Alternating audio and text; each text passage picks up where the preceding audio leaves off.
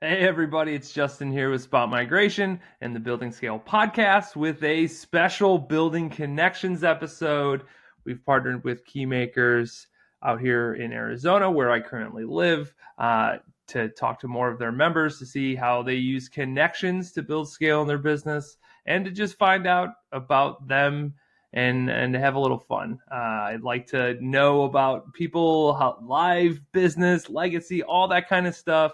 This is where we break it down, and I have a very, very special guest, Lee Benson, who I've interacted with now 3, 4, 5 times in that kind of somewhere in that number. And the thing that I think of when I meet with Lee is intentional.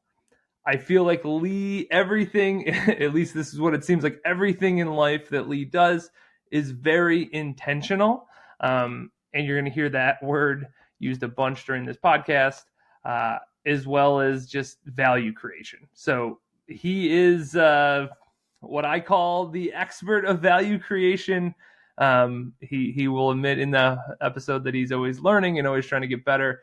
But if you think that value creation is something that you find passionate and you want to help your business or just your life or make your kids better, lots of kind of places that value can be created.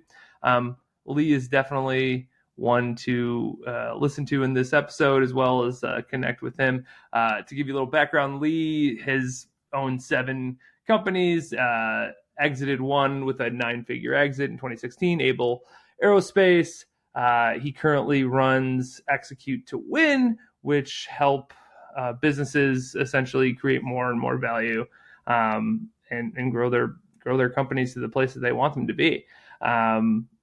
He's an extraordinary human being. He also has 2 best-selling books. One I have right here, Your Most Important Number. Also, I believe the other one's Value Creation Kit. It's in the other room. I just don't have it here at my desk.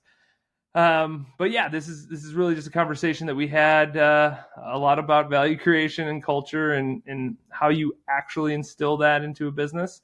And I really enjoyed the conversation with him, and I hope you do too. So enjoy. Hey.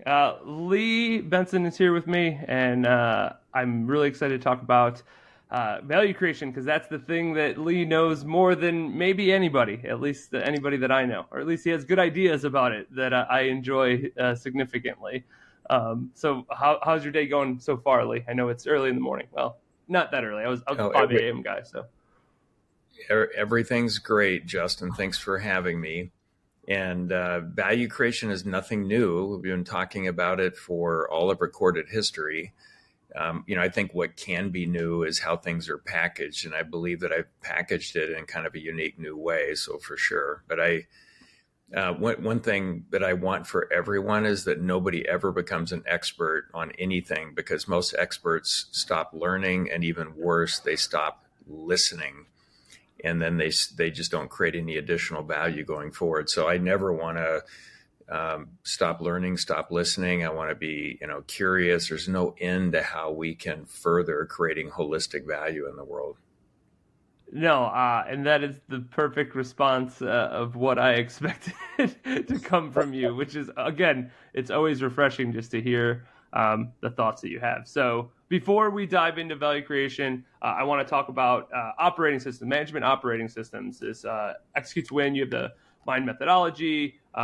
You have this as one of your businesses of the 7 that you've already had, and I think more coming. But nonetheless, I want to just talk about in general, not necessarily yours specifically.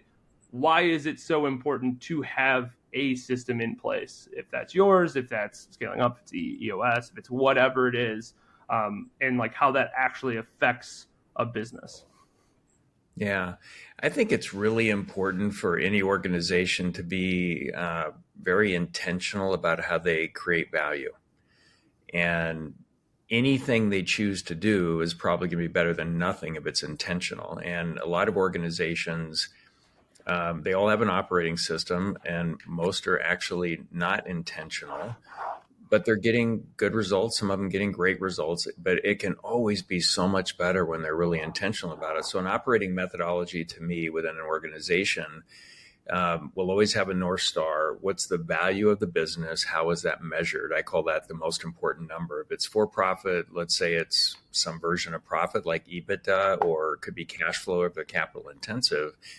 And then every team has a most important number that is reflective of the value that that team was designed to create. And when it improves the next one up, and ultimately improving the value of the organization. So getting everybody fully aligned that way, in a very intentional way, you just go faster. You always go faster.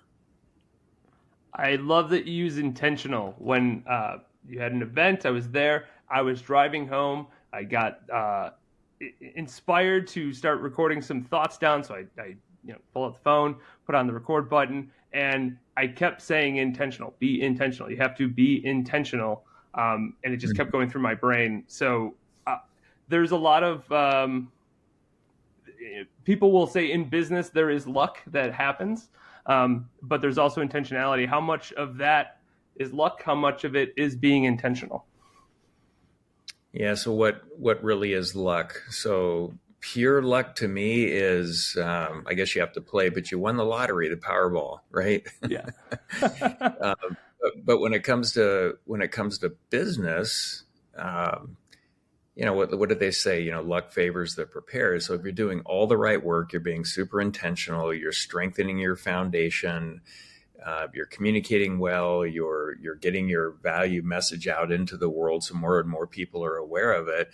It's just going to expose you to more opportunities, right? So is it really luck, or you're really just trusting the process? Here's my value creation process. This is our intentional way of doing it. And we love the journey at every point in time. This is so much fun, even when it's really hard work. But that process will expose you, if you do it correctly, to more and more opportunities that you can choose to take advantage of or play or not. So that's how I think about it. It's not really luck. It's just trusting the struggle, the journey, the process, whatever you want to call it. And again, the better we get at it, the more opportunities it opens up to us. No, that's a good way to put that, because any opportunity, you could start saying there is a luck component, but if you weren't prepared for that opportunity or planning to try to go towards that opportunity, it doesn't matter if something falls in your lap or not, or you just, by passing in an airport, you just meet the right CEO that changes your business because you get to help them. Like I agree with you. That's not necessarily luck, even though there's some chances, but your probability increases when you're doing your work and putting yourself in the best position to be successful and add value to the world. Now that makes perfect sense. When you think of your methodology, go ahead. Well, I was going to say, create the conditions that expose you and your organization to more and more opportunities over time.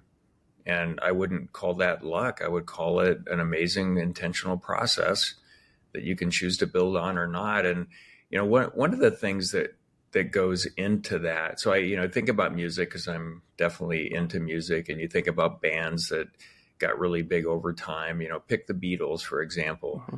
What were the chances of those gentlemen all getting together in the same band, or the Eagles, and what happened there?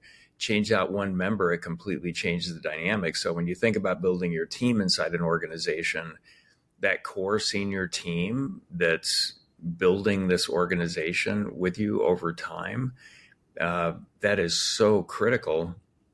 And you can get lucky and you just met the right people and you brought them in, but also you can do that by design, looking for team members that do this. They fit the culture this way. They really own the outcomes for their area of responsibility. So you build this dream team. So is that luck? That can be super intentional as well. But that has almost everything to do with whether or not you scale in a real win-win, value creating way. Does that make sense, Justin? Yeah, the band analogy there is totally on point. I love music as well. So thinking of pulling out John from the band, that changes everything. But that same thing you could say with Paul, the same thing you say with Ringo, like it just changes the band totally, which is a good point. But being intentional in a business and saying, I need somebody that has this, these traits as a human being, but then also has this skill set specifically to what I'm trying to look for. is easier than finding one of the four Beatles. As I would certainly say, the luck aspect is less. Certainly, finding the right person because there's so much you can do to identify the who's that Well, you're trying to join. in a way, it's kind of the same, depending on, I mean, look at Steve Jobs, Bill Wozniak, right? How do those two in the chemistry of the two, I think about my aerospace business, myself and Rick Watts. Mm-hmm. That was the catalyst that got this thing really going. And it, grew it to an amazing business that I sold in 2016. And for example, right now I'm in the studio with a new band that I've recently formed, and we're about halfway through the process of recording an album. And the singer, great singer, really good guitar player, and he and I writing together, we can literally write 5 good songs a day. I've never experienced that chemistry.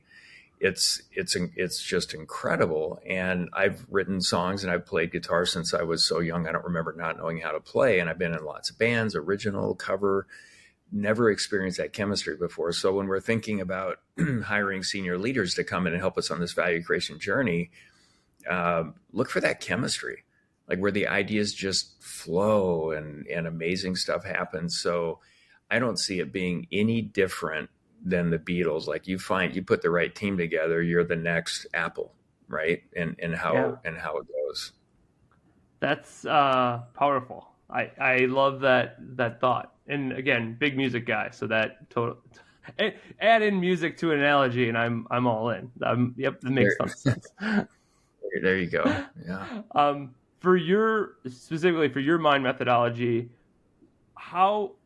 when you were putting this together, I know this is a thing that's been happening, but when you were putting it together so cohesive that somebody else could then understand, interpret, have the book, all those pieces, when you were going through that, what was the thought on value creation? Like, were you saying like this, if I can put what's in my brain to give to others, this is going to have this massive effect?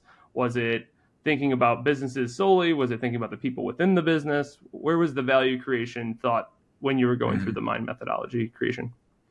Well, for me, I describe it as holistic value creation. There's 3 buckets. All of them should be intentionally cultivated to get better and better at. And they're all synergistic. Doing one without the others won't get you nearly as far as doing it holistically with all 3. So the first bucket that most people think about is material value creation. Okay, money, things, stuff that we accumulate. And it's super important to cultivate that. When people say, oh, it's not about the money, I don't care about that, it's about everything else, 99.9% of those folks are just virtue signaling to sound good. Okay, very cool that you can virtue signal. Love that. Now let's test it. And we go to the second bucket, which is emotional energy. And to me, it's the scarcest commodity on the planet. Positive emotional energy. We need a lot more of that. And it's the X factor, a superpower, I think, for leaders. When you come into a room, does the positive emotional energy elevate, or does it stay the same, or does it sink? And for a lot of folks, it sinks, and they're not even thinking about it really. And kind of getting back to music, you could write a song, you play that song, or maybe it's not even a song you wrote, but you're playing a song, and it's elevating the emotional energy in the room of the 1, 3, 20, whatever people are in the room.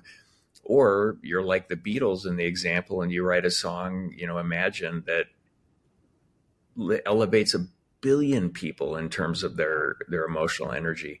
So that is so incredible. And as long as it takes to be really good at understanding money and cultivating material value creation, all that, it takes equally as long to be really good at cultivating, being able to develop and drive positive emotional energy value in the world, equally as long. Just trying to manage expectations here, because most would say, "Oh yeah, I totally get that," and actually, no, most of you really don't. It's like, start doing the work today and see what happens in a year, and then keep doing the work. You'll advance 2 of the previous years every year going forward if you do the work correctly.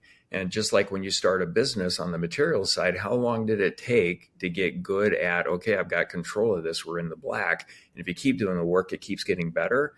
Well, I would argue it probably doesn't keep getting better if the emotional energy piece isn't being worked on in some way, even if unintentionally. And then the last bucket that I have, and I put pretty much everything in these three macro buckets. The last one, I call it spiritual value creation. And at its core, it's about connectedness. So in an organization, how connected are each team member with themselves, right? And then how connected are they as a team? And then all the communities that they touch, the customers, suppliers, all of it. And that's something that needs to be cultivated. So what I realized, and this is going back decades now, but I can have a personal commitment to the end result, go for it, really meet their customers' needs and understood the math and all that worked.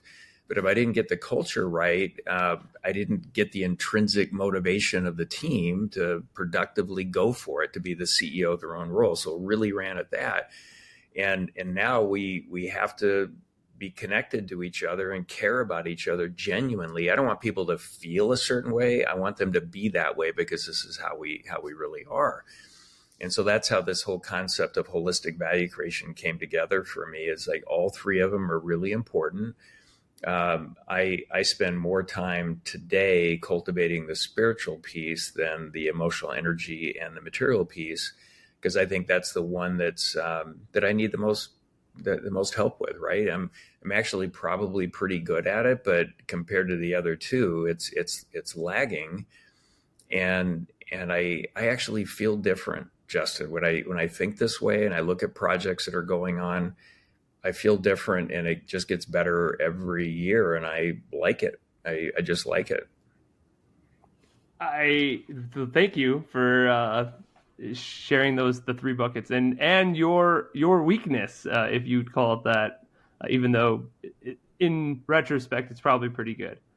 When you think of a leadership team, obviously all should be good at all of these three buckets, or have these three buckets more full.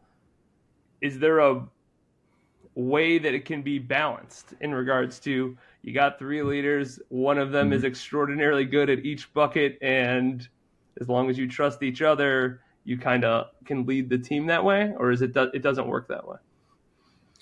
Well, I think the right balance is going to be different for every one of our listeners here, right? Yep. They have to decide that. And then if we're talking in the context of an organization, what's the North Star? Yeah. And again, back to that most important number, what's the one number that's reflective of the value of the organization? It says whether you're winning or losing, and it will drive the majority of the right behaviors. What is that? And now when we're going back looking at these three buckets, all right, well, are we fully aligned to do the right work at the right time in the right order, making great decisions? These are the actions we're taking to create the most value. And it has to be win-win over time. So profit's the most important number. We can't sustain growth in that over time if there's not a lot of actual value for our customers, right? And for our team members to want to participate in this. And then that X factor, the positive, productive energy, the intrinsic motivation, the self-esteem, loving coming to work, all of that, those go in the other two buckets. It's the positive emotional energy, and that's something that the leadership team should be driving.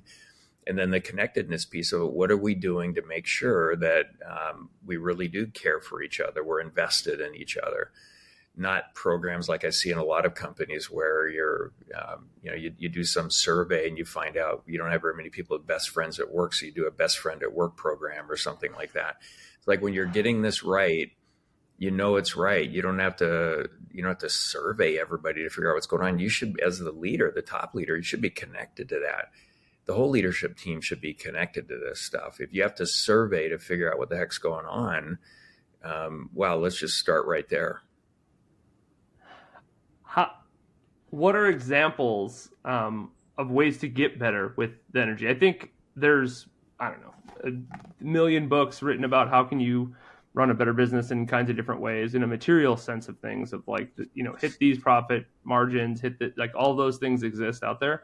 But the emotional and spiritual side, how do you get better? Like, how do you improve in those areas, or how could a leader improve in those areas? Yeah.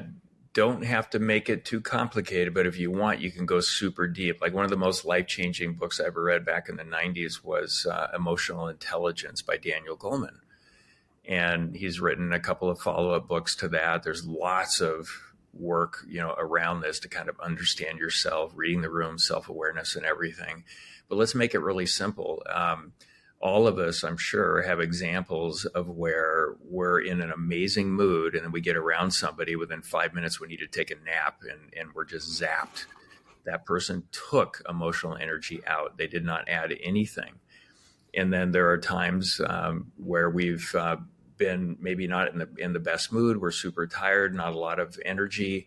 We're around somebody and it gets elevated and all of a sudden we're motivated. We want to go run a marathon. I mean, it's just, we feel amazing. So just kind of notice those things when you're around different people, and then notice how people are when they're around you. When you show up in the room, or you just there kind of hanging out, waiting to maybe answer a question and not really change it. But if you start intentionally thinking about what's my impact on the room from an emotional energy standpoint, just start there. And then if you're serious about this, do the work. It might be really uncomfortable and feel weird, like most new things. I played guitar my whole life, but I find an adult that's learning for the first time, it's uncomfortable. But after a few months, hey, they're playing a few chords. And after a year, if they stick with it, hey, this feels pretty comfortable. Now they're on the track. Same thing with positive emotional energy. Start doing the work. It's going to feel uncomfortable, probably for most. And then after about 6 months to a year, you'll go, hey, wait a minute, this makes sense. It's serving me well in a very win-win way. I'm exposed to more opportunities. I'm happier. I'm more fulfilled. I'm helping more people. I love that saying, feel good by doing good, right? And helping. So just, you can do a bunch of research and get caught up in the weeds if you want, but you just use that simple example. How does that land? That feels right. I frequently think about this. When I seen you last and you talked about this, I immediately was like, when I walk into a room, how does the team feel? Or when I walk into a room, how does anybody feel? Like, doesn't have to be part of my team. Or when I walk into the room, how does my son feel? Like, where my wife feel? Like, what am I doing? What energy am I bringing to every situation I'm in? And it's been top of mind. So that's a beautiful way to showcase. Just take a second and think about what the room has changed, or has it changed, good, bad, or not at all. And no, that's totally in line. When we get in the room, we can all feel the energy, right? Oh yeah. Like, oh yeah. Everybody can feel the energy. I've never met anybody that's completely closed off. They all feel it. Yeah. They may not show it at all, but they all feel it. And in the business context, or an organization of any type or size, if the culture is more, hey, this is what's wrong with people and things and why nothing will work, that's going to zap energy out. Oh, yeah. But if the culture is more along the lines of, gosh, anything's possible, let's get to how we can make it work. And we may not see it today, but it's our job to find it. And isn't this fun, even when it's hard? That's a whole different thing, right? That elevates the energy. And I meet a lot of leaders that it's wild to watch them. Their persona is like they fold their arms waiting for the team to impress them. It's like, yeah, we got a pretty low emotional energy thing going on here right now. Yeah. And it's not about false praise. It's not come in and, rah, rah, rah, and motivational speeches. It's creating an environment that elevates, like genuinely elevates emotional energy, not manipulates. Yeah. This is, think of like Steve Jobs, you mentioned earlier, easy to identify that, like, as an external, there's a lot of energy that he brings to a room when he's speaking. Now, what he did to rooms, depending on different stories you've read, and I've never met him or didn't meet him before he died. It's very intriguing because that type of leader is perceived as very rah-rah. It's perceived that way. But there are tons of leaders that are not that way that can also bring positive energy. You don't have to be the guy on the loudspeaker that's like dancing on a table. Like you don't have to be that human being. You can just be somebody that's bringing positive energy. Yeah. I think it's harder to explain that in comparison to get the team energized, get everybody ready to go. And I think that sometimes when a leader that's not their personality per se, they close up. That's what I've seen. It seems like I can't do that because I'm not that high energy person, but it's less about the highness of the energy, more about the positivity of the energy. Is that correct? Yeah, well, for me, and this is going to be different for every leader, but I believe their job is to cultivate an environment that releases this positive, productive energy, this intrinsic motivation to create value. And that can be nuanced and significantly different depending on the environment. The question is, do you want to cultivate that capability? And if you start with, well, I'll never do that because I'm not that kind of person. Okay, well, thank you for sticking yourself in the mud. Does it go up to your ankles or your knees? I mean, what's going on over there? Just be open to doing the work, and cultivating and working on it. And then you could look at Steve Jobs, and some people would say, in his tenure and all the success, he was really difficult to be around, right? Mm-hmm. And my question around all that is like, how do you really know what it was? And for those that were high performers and wanted to go for it, maybe it was the most energizing environment ever. And for those that didn't want to be exposed, maybe it was a horrible environment because you couldn't hide on it, and like, before my good friend Jack Welch passed, the former CEO, General Electric manager of the century and all of that, read the press clippings on him over time, like Prince Popper, horrible, great. How do you really know, right? What I find is those that really want to perform and grow and they're curious and go for it, they love leaders like that. And those that are waiting for the world to impress them and don't want to be exposed, or what's that military term, road warrior, retired on active duty, those people aren't going to respond well to that. Yeah. No, that's the human experience is different for many, and if you don't have the right people in the room, it's a completely different environment. So it changes everything. Yeah. So somebody that's more of that harsh leader or expects great things, for one person thinks they're amazing, another person hates them. Right? That's just how that kind of shakes out. How do you really know? Right? Yeah. And so I would encourage listeners to not go with their confirmation bias. Mm-hmm. I heard yesterday somebody saying they were paying me a compliment, because they look at my lifestyle, what I do. It's so great that you weren't, and they used a word I won't use, but this kind of person that would, have 60 cars they don't drive and some giant ridiculous house. And I said, well, here's another angle.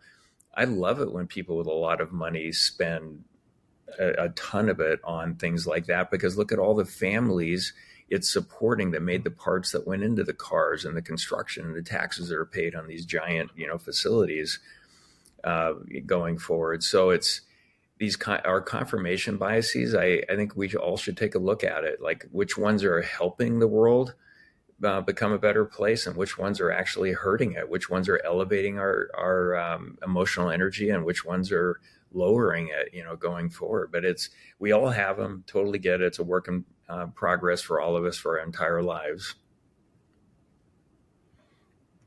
Yeah.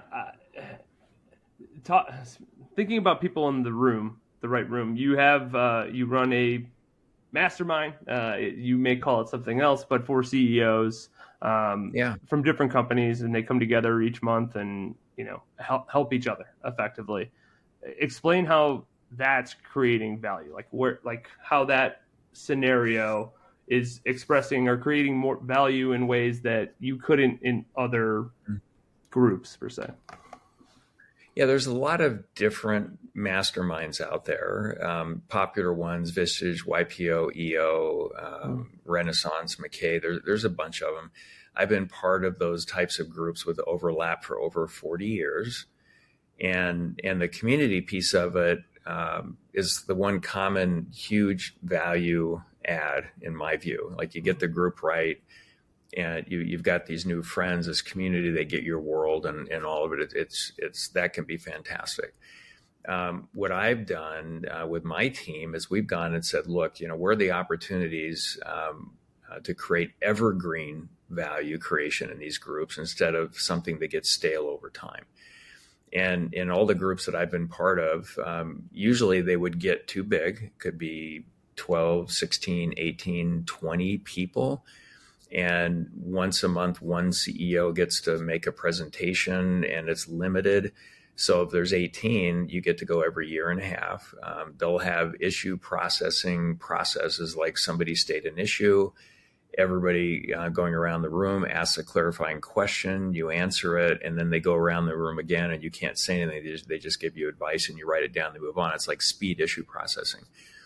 And so after a couple of years of that, wow, that's really hard. It's like, I don't see the value here anymore. Like, at first it's interesting. There's a lot of stuff going on. And what I wanted to do is make sure that the group size was limited. So in our Execute CEO Masterminds, there's 8 CEOs.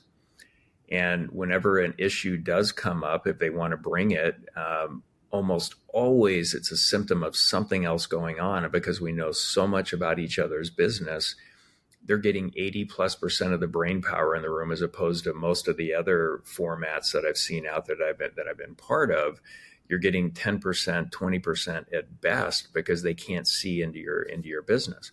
So the members in our Execute CEO Mastermind groups, we know what their most important number is for each of their organizations, if it's profit or cash flow, or impact if it's a nonprofit, and we have some of those. We know the work they're doing to improve it. We know where they started. We know where they're going, and whether they're on track, at risk, or behind, or hopefully even overdriving at any point in time. And our job is to keep every one of the CEOs at that critical place in their organization at every point in time to create the most value going forward. That's it. And metaphorically, they all agree when they come in, their job is to continually and responsibly increase the value of their organization.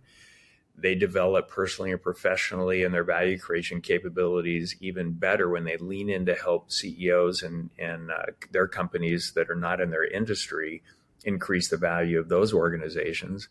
And also that metaphorically, we are invested over half of our retirement money in this conglomerate. We want to make sure we get a really good return in retirement. And so what do we want to know? What risks are we not seeing, and what do we want to see happen next? So I call it full contact value creation. And the way I've designed it is to make sure there's evergreen value for every leader, whether they stay in for 1 year, 2 years, 10 years, or longer, as long as they have their organization. So it's literally significantly different than others out there. Full contact value creation. I love that. Yeah. Yeah. The group meets. I was going to say the group meets one full day, actually just 6.5 hours every month. We don't bring in speakers. Like it's not a one size fits all educational program like a lot of the other groups out there. And every month we get to 3 or 4 of the members doing a deep dive on their business, and the results are just fantastic. Yeah, that also means every 2 or 3 months you are going through whatever issues you have at your organization, which can be significantly helpful, obviously timing wise. Absolutely. And we limit it to 8. So full is 6 to 8 members. So every 2 months we're getting to everybody. If there's 8 in a group, we'll get to 4 each month. Okay. Yeah. Wow. Yeah, that's awesome. All right. So Keymakers, our connection here through Jason and Cassie, through Keymakers, how do you see that being different than maybe other more networking groups? Not necessarily a mastermind by any means, but trying to get people together to create value for each other. Yeah, the word you used early on, I think you even talked about before we started recording, is intentional. And so if you're going to be part of a group, whether it's a networking group, a mastermind group, whatever it is, what are your thoughts around how you can intentionally get value out of this, going in? So I've been part of a lot of different networking groups, and well, how can it actually bring value? And I've had a number of different businesses, so you're going to join them for different reasons. It could be personal and professional growth, and it's not doing anything additive for your business.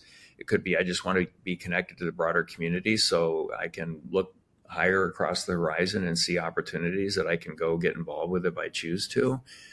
When I think about Keymakers, what I love about what Jason and Cassie are doing is that they're curating these groups with people that can do real win-win business with each other. And unlike a lot of sort of networking groups I've been invited to, in fact, I went to one a couple of weeks ago, and they tout, oh yeah, there's no selling and all of this stuff, and it'll be more people like you. And I go in the room, I'm like one of 3 CEOs and about literally 30 plus people trying to all sell to the 3 of us. Like, yeah, this is not what you said. So you have to be careful. But again, I love that Jason and Cassie are curating the right group members that can do this, as I keep saying it, sort of win-win value creation business with each other. And it's an amazing concept that they have going on there, and I'm super supportive of it. Yeah, I agree with the intentionality there. That is a huge difference maker in the experience that I've certainly seen, where it is, and not for just me, like just seeing 2 CEOs of 2 different companies that can meet, and it is very, very win-win. Oh, I have this going on. I need somebody to help me with it. Oh, perfect. I can help you with that. And like, it's just done at that higher level, and you're not going through the levels of BD and sales and all these. It's just more of like, I need help with this thing. You do that thing. Let's help each other out. Like, this makes tons of sense. Which is, it's just refreshing to see, happen in comparison to other networking groups where it's 30 business development people running around trying to, either get another cocktail or try to sell to the 1 or 2 people in the room that have any actual decision-making power. Yeah. And I in the way that he's curating it, when I talked to Jason about it, as well as Cassie, they're not going to let jerks into the group. Mm-hmm. And any interactions have to be win-win. Everybody's expected to kind of play their part. It's like I say when I speak to a lot of groups, if you want to create value, you're actually going to have to do something. You can't just sit there and wait for it to fall into your lap. But the whole mindset about these are, good people, win-win mindsets, do business when it makes sense, and not one size fits all for everybody. It's so far so good. This is a newer organization. I think it was officially launched the beginning of this year. Yep. So it'll be fun to watch it evolve, but it's also been in the making probably 6 months before then with this whole concept. Yeah. When you think back at your businesses and how you grew relationships, if that was internally or externally to help the business scale, how did you go about that? What did that look like as you were growing, say, the Able Aerospace? Like, what did that look like? There was a heavy amount of growth fairly quickly, and that usually means that there are people involved. Yeah, and where you're going with this directionally for all of us, for everybody listening, what's important to our business. I think about, who would the ideal customer be? What's the total addressable market that I really want? Not anybody I could do business with, but that I really want. And I go back to aerospace, and, we grew to be doing business in about 60 countries. We had about 2,000 customers. So where are the, clubs, groups, networking, whatever, that would expose me to what's really going on? And our customers were commercial helicopter and commercial fixed wing operators. So on the fixed wing side, all the people and package movers. On the rotor wing or helicopter side, it could be emergency medical transportation, transportation out to oil rigs. Those are just like airports flying people back and forth. And we would provide aftermarket services. So we repaired and overhauled aircraft parts so they could safely, at a reduced cost, accomplish their mission. And super proud of the fact that we had, way over 100 million flight hours on our repairs and overhauls with zero in-service failures that ever caused an aircraft to come out of service prematurely. So, just incredible. So we would join, aerospace associations, like the, associations for making parts. There's one called Modification and Replacement Parts Association. I was actually part of founding that one because I wanted a bigger voice with the FAA and regulatory authorities, because the OEMs like Boeing and GE, I mean, they're all fighting to keep all the money. We want a fair shot, and I get it. It's the game. So we would play our part, and same thing around repair stations. There's associations for that. So we'd join all of that. And then there's trade shows around the world you go. So I wanted to be exposed to everything going on. What's working, what isn't working, what do the customers really want? And probably more importantly for me, it was always putting myself in the shoes of our customer. Somebody would show up when it comes to creating value and say, here's all the stuff we have. Look how cool it is, expecting the customer to connect the dots. And for me, it was, if I was sitting in their shoes, what would I want? Like, how would this really help them? And I think maybe above all other things, that caused us to be a lot more successful than just about any of our competitors out there. No, that's impressive. With my backend IT and cybersecurity, we find that you have to be in the shoes of the individual, not here's the profile. They all think the same. No, this individual. What does this individual care about? In not showing that, we have this great tech or we have amazing engineer. Like, great, but if that's not what they care about, then I'm not actually going to be able to help them and have any impact on them. That's just, it's not going to happen that way. So, this has been great, Lee. I do have one more question because you'd mentioned the Beatles earlier. So I want to know, what's your favorite Beatles song? That's a really good question. I don't think I could pick one. I think there's just way too many. Yeah. Yeah. They are in abundance. I always, so when my son was born, we'd play the Beatles, and you just start even the beginning of Spotify, and it's like you get through like 60 or 70 songs before you hit like a B-side that maybe you didn't hear before, or you didn't hear that often before. It's unbelievable how many songs the Beatles have that are just top notch. So, all right, that's fair. I'll take it. This has been great. If somebody wanted to get a hold of you or Execute to Win for Mastermind or for the methodology, what's the best way for them to contact you? Yeah, please go to our website, which is etw.com, and you can learn about the masterminds. You can learn about the mind methodology. You can pick up the book, Your Most Important Number, which you can find in 40,000 different channels out there if you want it. And connect with me on LinkedIn too. I'm in there most days, and I respond to most messages within 24 hours. So yeah, that's how you can learn more about it. So Justin, from this discussion here, what was your biggest takeaway? I go back to the energy that, to me, that's been resonating. That's been resonating for 2 weeks. So that's, in fairness, like I've had already buzz thinking about it going into it to be able to ask a couple deeper questions. That's huge. And then intentionality. But again, these are things that you make an impression. Like when you enter a room, you increase the energy. At least the rooms I've been in with you, the energy has been increased. So thank you for that. You're welcome. And thanks for the acknowledgement. And it's something I'll never stop working on. And I don't even think about, I'm here to elevate the energy. I'm here to productively go in a direction with this group of folks. And it just happens to happen. Right.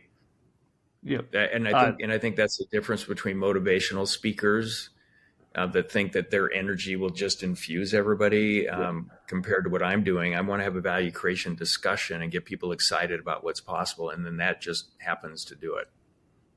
Yes, you absolutely. Another answer that is of no surprise from Lee. That's what I'll say. That's a perfect way to explain it. This has been great. I hope you had a good time. I had a blast. And for our listeners, until next time, adios. Thank you. Thanks for listening to Building Scale. To help us reach even more people, please share this episode with a friend, a colleague, or on social media. Remember, the 3 pillars of scaling a business are people, process, and technology. And our mission is to help the AEC industry protect itself by making technology easy. So if you think your company's technology pillar could use some improvement, book a call with us to see how we can help maximize your IT and cybersecurity strategy. Just go to buildingscale.net/help. And until next time, Keep building scale. Scale.